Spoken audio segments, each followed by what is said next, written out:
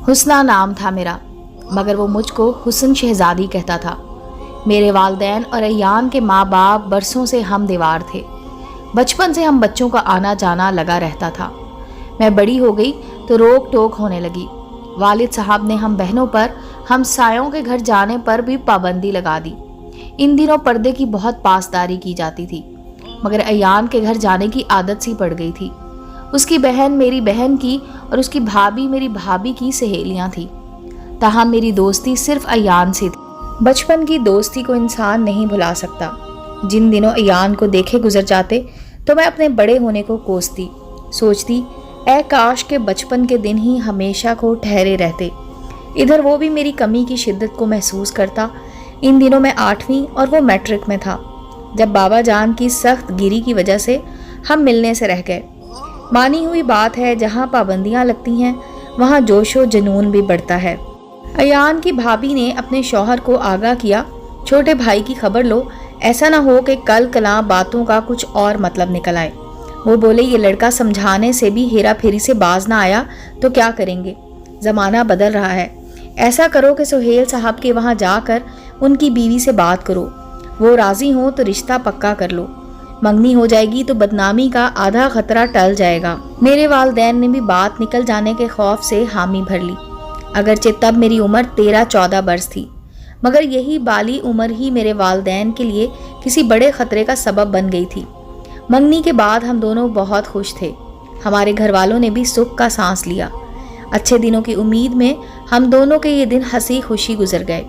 ایان کا FA کا result آ گیا، وہ اچھے نمبروں سے پاس تھا۔ اس کی چھٹیاں آتے ہی بابا جان اور ایان کے بھائی جان نے ہماری شادی کی تاریخ طے کر دی۔ شادی کو 1 ماہ باقی تھا کہ بدقسمتی سے ایان کے بڑے بھائی کا انتقال ہو گیا۔ ان کے والدین ایان کے بچپن میں وفات پا گئے تھے۔ بھابھی اور بھائی نے ہی اس کو بعد میں پالا پوسا اور پروان چڑھایا تھا۔ یوں ہماری شادی ملتوی کر دی گئی۔ ایان نے فیصلہ کیا کہ وہ ابھی شادی نہ کرے گا، کیونکہ اس کی 4 بھتیجیاں یتیم ہو گئی تھیں۔ اس نے اپنی بھابھی سے کہا، آپ نے ماں اور بھائی جان نے مجھ کو باپ بن کر پالا تھا، تو کیسے میں شادی کر کے اپنا گھر بسا لوں اور آپ لوگوں کو بے یارو مددگار چھوڑ دوں؟ شادی کے بعد جانے حالات کیسے ہوں۔ اس کی بھابھی نے بہت سمجھایا پر وہ نہ مانا اور کہہ دیا کہ آپ حسنہ کے گھر والوں کو منع کر دیں، وہ یا تو کچھ وقت اور انتظار کر لیں یا پھر اپنی بیٹی کی جہاں چاہے شادی کر دیں۔ یہ بات میرے والدین کو بری لگی اور انہوں نے جھٹ پٹ جو رشتہ آیا میری شادی کر دی اور میں روتی دھوتی بیاہ کر اپنے گھر چلی گئی۔ شادی کے بعد میرے شوہر کا تبادلہ کراچی سے حیدرآباد ہو گیا اور میں میکے سے دور ہو گئی۔ پھر جب بال بچوں میں پڑ گئی، میکے کے اڑوس پڑوس کی بھی سن گن نہ رہی۔ والدہ کی وفات کے بعد میکے جانا بہت کم کر دیا تھا۔ انہی دنوں بھابھی کراچی سے ایک روز ملنے حیدرآباد آئیں۔ ان کی زبانی یہ سن کر حیرت زدہ رہ گئی کہ ایان کی بھتیجی جان بانو کا قتل ہو گیا ہے۔ یہ خبر دل ہلا دینے والی تھی۔ بانو کی صورت میری آنکھوں میں پھر گئی۔ وہ تو بلا کی حسین بچی تھی۔ وہ واقعی اتنی حسین اور پیاری بچی تھی کہ گھر بھر کی ہی نہیں، اپنے چچا ایان کی بھی جان تھی۔ وہ سب سے زیادہ اپنی اسی بھتیجی سے پیار کرتا تھا۔ ایان کی بھابھی کو لڑکیوں کی فکر تھی کہ ان کے بڑھنے میں دیر نہیں لگتی۔ دیکھتے دیکھتے چاروں نے قد نکال لیے۔ بانو جان دوسرے نمبر کی تھی، مگر قد کاٹ کی تھی۔ اس کا رشتہ اپنی خوبصورتی کے سبب پہلے آ گیا۔ ماں نے منع کر دیا کہ پہلے بڑی کا کروں گی، مگر جو رشتہ آتا وہ جان بانو کو مانگ لیتے۔ تبھی بھابھی نے سوچا اسی کا پہلے کر دوں، ورنہ اور بیٹھی رہ جائیں گی۔ سو انہوں نے دیور سے صلاح کی۔ اس نے کہا ٹھیک ہے بھابھی، اب جو رشتہ آئے تو بانو کے لیے ہاں کر دینا۔ اس بار ایک اچھے اور کھاتے پیتے گھرانے سے رشتہ آ گیا۔ وہ خاتون اپنے بڑے بیٹے کے لیے لڑکی دیکھنے آئی تھی۔ جب جان بانو پر نظر پڑی، اس کی صورت آنکھوں میں کھب گئی۔ سوتیلے بیٹے کے لیے رشتہ لینے آئی تھی، مگر اپنے سگے بیٹے کا رشتہ لینے کی نیت کر لی کہ ایسی موہنی صورت والی پھر کہاں ملے گی۔ اس نے سوچا بڑے کے لیے کہیں اور سے دیکھ لوں گی۔ یوں پہلے چھوٹے بیٹے کی شادی کا اہتمام کر ڈالا۔ اس بات کا رنج اس کے بڑے بیٹے طارق کو پہنچا، مگر وہ خاموش رہا۔ جان بانو طارق کی بجائے خالد کی دلہن بن کر ان کے گھر آ گئی تھی۔ شادی کے دن جان بانو محض 16 برس کی تھی اور اس کا دلہا 22 کا، جبکہ جیٹھ طارق 28 برس کا ہو چکا تھا۔ شادی کے دن جان بانو دلہن بن کر اتنی حسین لگ رہی تھی کہ اس پر نگاہ نہیں ٹکتی تھی۔ محلے کی عورتیں کہہ رہی تھی کہ یہ کوئی حور ہے جو آسمان سے اتر کر زمین پر آ گئی ہے۔ دستور کے مطابق جیٹھ دلہن کو پہلی بار دیکھنے آیا۔ جب اس نے اس کو دیکھا تو سکتے میں آ گیا۔ اس کی نظریں دلہن کے چہرے پر ٹک گئیں اور نظر ہٹانے کی تاب نہ رہی۔ دلہن نے اس سے تحفہ لے کر شکریہ کہہ کر نگاہ اوپر کی تو جیٹھ کی نگاہوں میں ایسی حسرت کی جھلک دیکھی کہ لرز کر رہ گئی۔ نہ جانے کیوں اس کو ان ویران سی نگاہوں میں وحشت بھی نظر آئی۔ تبھی شوہر کے گھر میں پہلے ہی دن سے وہ خوف کے سائے میں جینے لگی۔ ایک دن اس نے اپنی ماں سے ذکر کیا۔ وہ سسرال میں بہت بے آرامی محسوس کرتی ہے۔ ماں نے سبب پوچھا۔ کہنے لگی، نہ جانے کیوں مجھ کو اپنے جیٹھ سے خوف آتا ہے۔ وہ جب گھر آتا ہے تو میں چاہتی ہوں وہ نہ آئے۔ اس کا وجود میرے لیے وحشت ناک ہوتا جاتا ہے، کیونکہ مجھ کو دیکھ کر اس کی آنکھوں میں عجیب طرح کا تاثر ابھرتا ہے۔ ماں نے اس کی بات کو کچھ زیادہ اہمیت نہ دی۔ سوچا کہ ابھی کم عمر ہے، نہ جانے کیا سوچتی ہے۔ وہ جب میکے آتی سسرال جانے کو جی نہ کرتا۔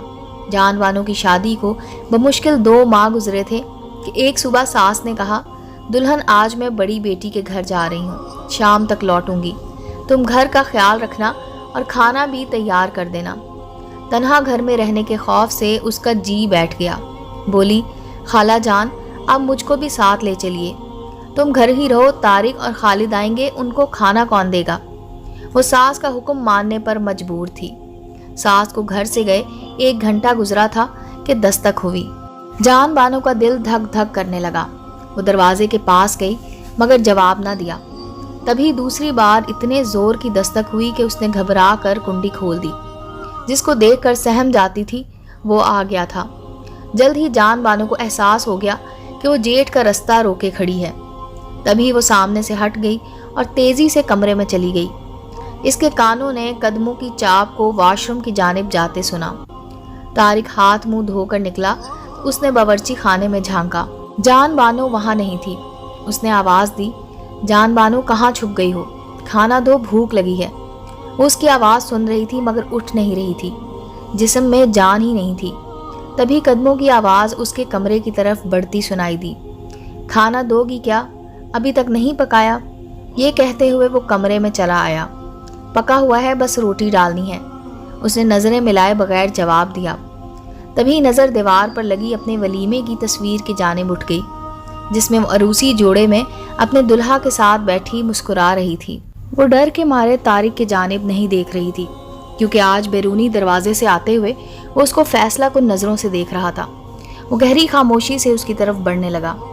جان بانو اپنی جگہ سمٹنے لگی۔ تبھی اچانک طارق نے اس کا ہاتھ پکڑ کر اپنی طرف کھینچا۔ چیخ اس کے منہ سے نکل گئی۔ اس نے جھٹکے سے ہاتھ چھڑانے کی کوشش کی تو کلائی میں پڑی سونے کی چوڑیاں بھی چٹک گئیں۔ نازک سی لڑکی اپنے کومل ہاتھوں سے اس کو خود سے پرے کرنے کی کوشش کرتے ہوئے دروازے تک آ گئی۔ جب دیکھا کہ وہ اپنی کمزور مدافتوں سے اس طوفان کا مقابلہ نہیں کر سکتی تو سہمی ہوئی چڑیا سے زخمی شیرنی بن گئی اور چلا کر بولی، طارق بھائی شرم کرو، ہٹ جاؤ سامنے سے ورنہ جان دے دوں گی۔ اچھا سب یوں ہی کہتے ہیں مگر جان دینا آسان نہیں۔ اس نے جیب سے چاقو نکال کر کہا، ماں میں رشتہ میرا لینے گئی تھی اور بیاہ دیا اس نے تم کو اپنے لاڈلے سے۔ میں نے اس کو کبھی سوتیلی ماں نہ سمجھا تھا۔ اس نے سوتیلا پن دکھا دیا آخر۔ اب اس کے اندر کا وحشی انسان پوری طرح باہر آ گیا تھا اور نازک سی بانو بھی اپنے ناموس پر نثار ہونے کو نازک نہ رہی تھی۔ وہ پوری قوت سے مقابلہ کر رہی تھی۔ اس کو شدت سے چیختے اور لڑتے بھیڑتے دیکھ کر وہ اور زیادہ غصے میں آ گیا۔ جوش غضب سے دیوانہ ہو گیا۔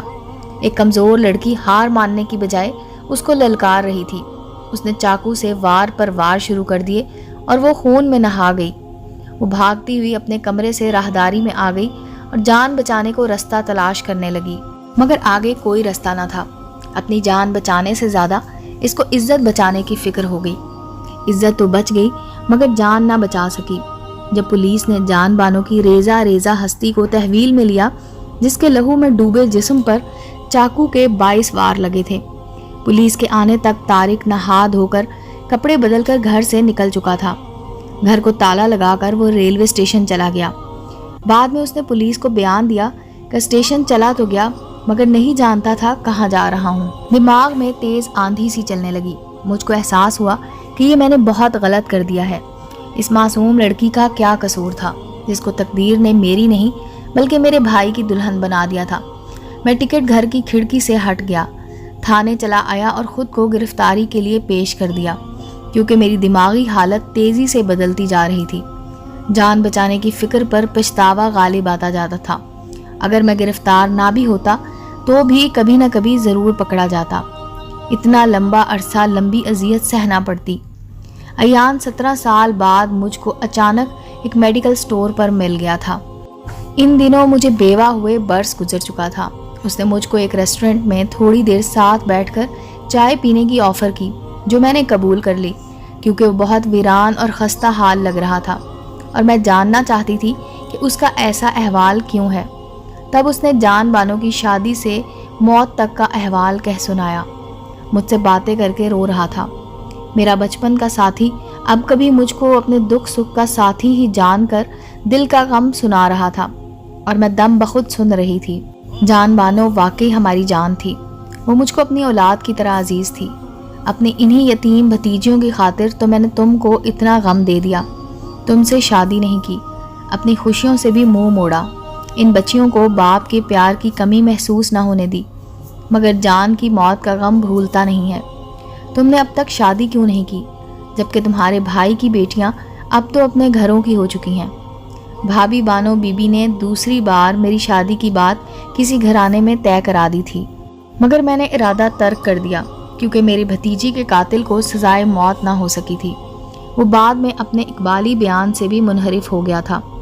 خالد نے بھی اپنے بھائی کو پھانسی کے پھندے سے بچانے کے لیے کافی کوشش کی، مگر وہ سزائے عمر قید کا مستحق قرار پایا۔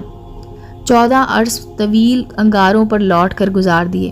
میں چارپائی پر نہ سویا، نئے کپڑے کبھی نہ پہنے، کبھی پورا کھانا نہ کھایا، کسی خوشی میں شرکت نہیں کی، کبھی عید نہ منائی، صرف اس لیے کہ قاتل باہر آئے تو اس کو زندہ پاؤں اور پھر اپنے ہاتھوں سے جہنم واصل کروں۔